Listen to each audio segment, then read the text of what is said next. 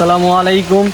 এই মুহূর্তে আমি দাঁড়িয়ে আছি চাঁদপুর জেলা মতলব উত্তর উপজেলা ফরেজিকান্দি ইউনিয়ন দক্ষিণ সর্দারকান্দি ৪ নং ওয়ার্ডে। এই জায়গাটি দেখতে মনে হচ্ছে যেমন একটি নদী বা সাগরের মতন, কিন্তু আসলে এই জায়গাটি সাগর না। বৃষ্টির পানিয়ে অসংখ্য কবরস্থান, এখানে অনেক ময়মুরব্বী এখানে শুয়ে আছে, অসংখ্য কবরস্থান এখানে তুলে গেছে।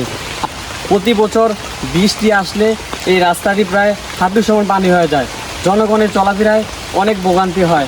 এমনকি এই রাস্তার অনেকবার কাজ এসেছে, কিন্তু পরিপূর্ণভাবে কোনো কাজ হয়নি। পরিপূর্ণভাবে কাজ না হওয়াতে দেখেন এই যে আমি যে সড়কটির সামনে দাঁড়িয়ে আছি, এই সড়কটি হচ্ছে দক্ষিণ সর্দারকান্দি বড় মসজিদের পূর্ব পাশে, ঠিক দোকানগুলোর নিচ অবস্থানে এসে এই রাস্তাটা। আসলে এই রাস্তার পরিপূর্ণের কাজ না হওয়ার কারণে রাস্তার আজকে এই বেহাল দশা।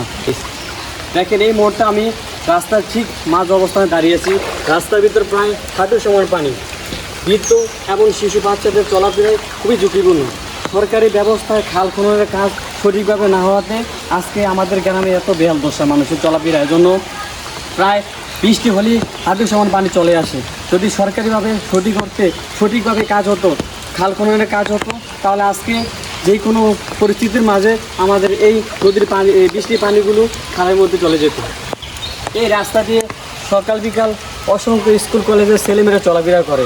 এই পানি দিয়ে স্কুল কলেজের ছেলেমেয়েরা চলাফেরা করতে খুবই কষ্ট হয়। বিশেষ করে বৃদ্ধ এবং বাচ্চাদের অসুস্থলোক চলাফেরা করতে অনেক অসুবিধা হয়। তাই বিশেষ করে অনুরোধ করছি চাঁদপুর জেলা এবং ফরিদগঞ্জ ইউনিয়নবাসীকে যেমন দ্রুত এই রাস্তাটা কাজ সংস্কার হয়, তাই সেই দাবি জানাচ্ছি।